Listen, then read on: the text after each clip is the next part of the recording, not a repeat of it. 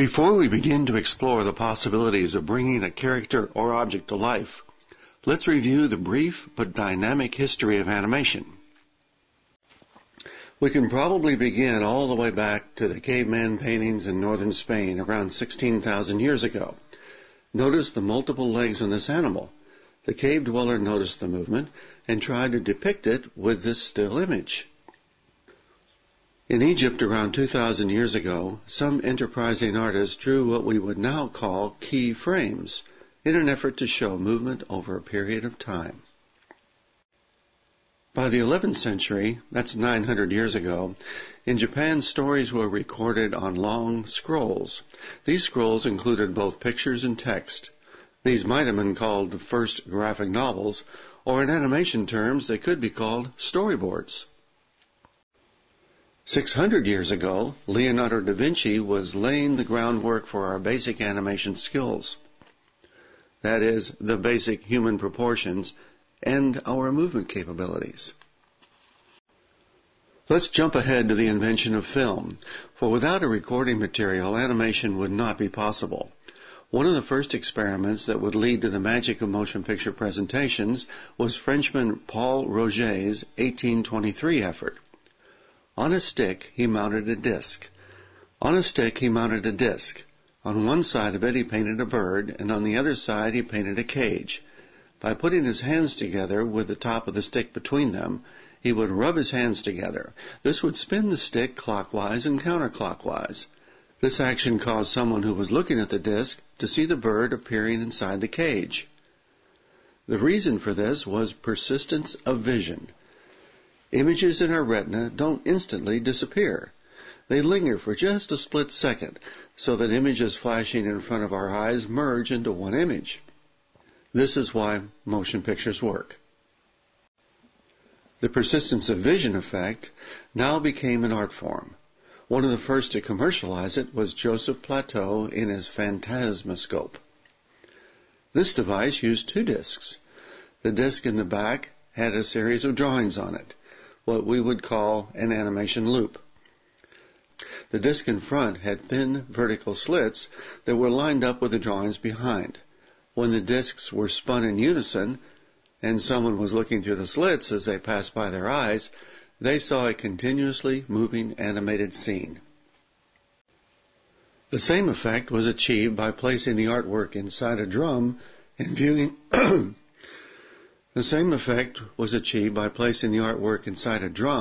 viewing the art through the slits as the drum was spun. This was called a zoetrope. Yet another more sophisticated device was the praxinoscope invented by Émile Reynaud.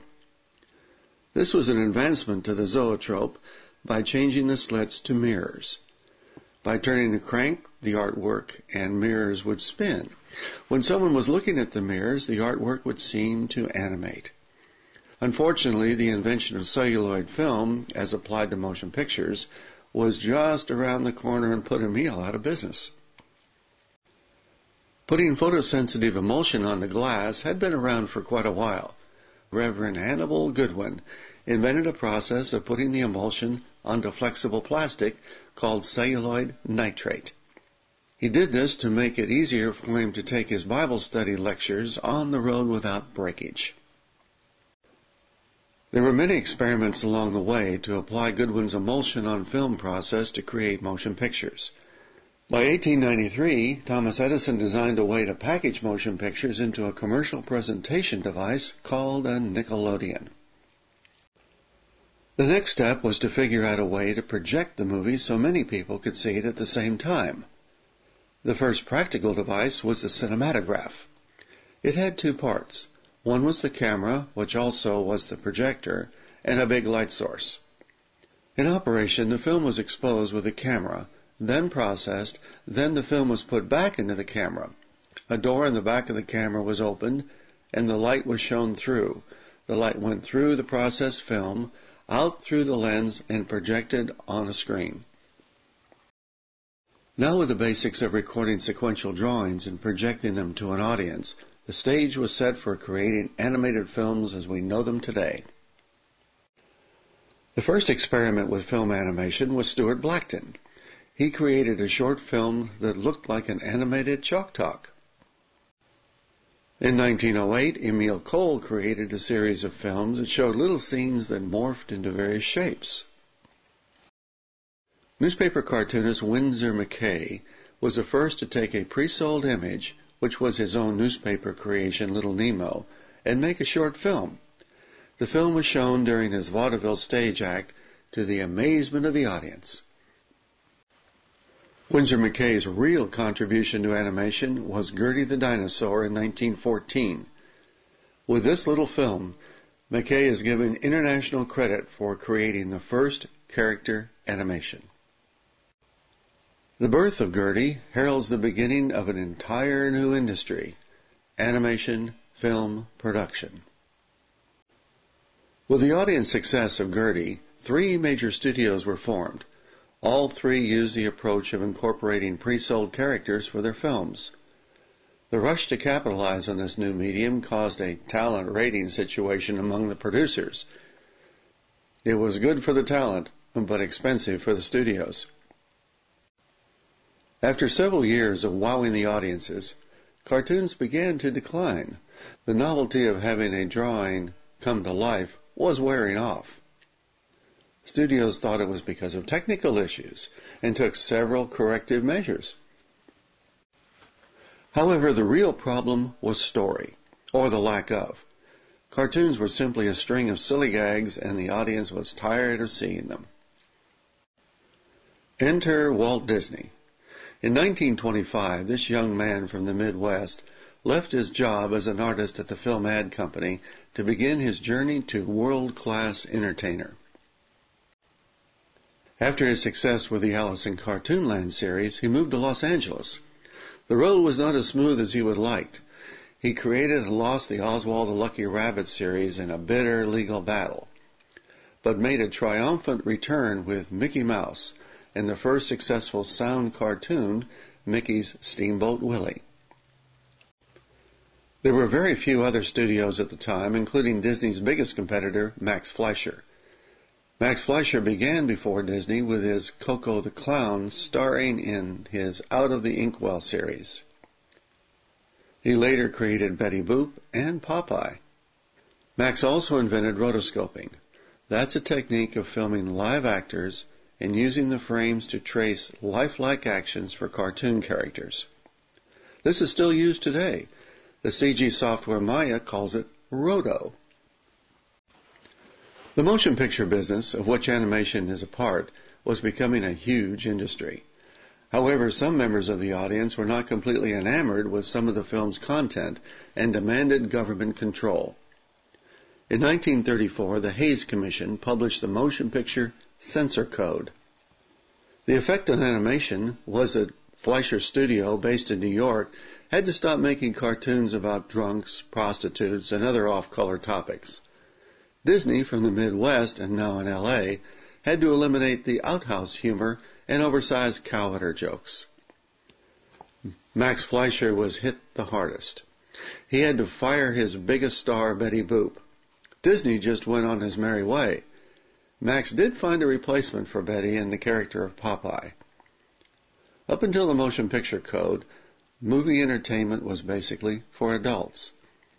After the code, the target audience for cartoons was kids. Since the beginning, there were many experiments in making movies in color. McCay even tried hand-painting some of the frames from his Little Nemo film. The true breakthrough in color quality was the Technicolor process. To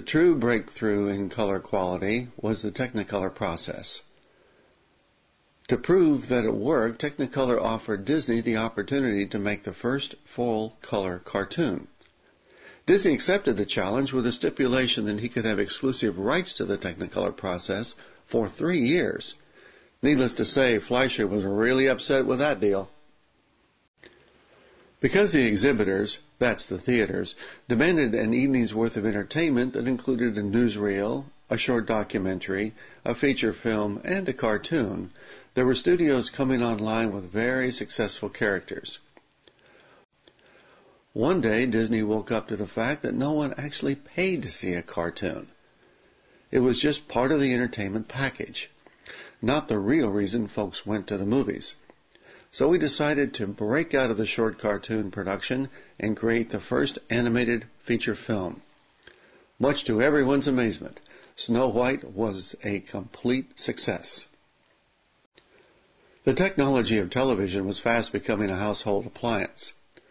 In 1949, Paul Terry, with his Terrytoons studio, was the first to create the cartoon TV series Crusader Rabbit for this new medium. It had to be cheap, so there was very limited actual movement in the characters. The films were more like a fancy black and white PowerPoint presentation, but they were very successful with the kids and opened up a brand new market for animation. During the 1950s, many new animation studios were formed to cash in on Crusader Rabbit's TV success. This opened many new employment opportunities for those wishing to break into the animation business. Along with the many Saturday morning cartoon shows, Hanna-Barbera created the first prime-time TV series called The Flintstones. The original series ran from 1960 to 1966, with Winston Cigarettes as the sponsor for the first 2 seasons. In 1982, computer graphics power increased to the point where Disney took a chance to incorporate computer animation into a feature film. The result was Tron. Over in TV land, a new market opportunity for cartoon production and employment came from Filmation Studios. Before cable and satellite channels, there were 3 television networks, CBS, ABC, and NBC, and many independent TV stations. The independent stations usually ran rerun content from the major networks. Filmation decided to produce new content for these stations and successfully created He-Man and the Masters of the Universe.